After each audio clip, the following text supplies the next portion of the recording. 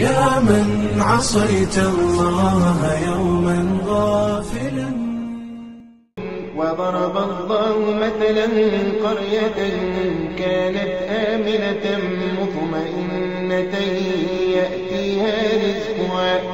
يأتيها رزقها رغدا من كل مكان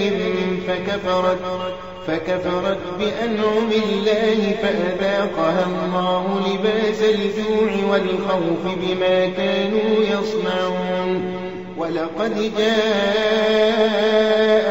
رسول منهم فكذبوه فأخذهم العذاب وهم ظالمون. ولقد جاءهم رسول منهم فكذبوه فأخذهم العذاب وهم ظالمون. وإذ قال إبراهيم رب اجعل هذا البلد آمنا واجنبني وبني أن نعبد الأصنام رب إنهن أضللن كثيرا من الناس فمن تبعني فإنه مني ومن عصاني فإنك غفور رحيم.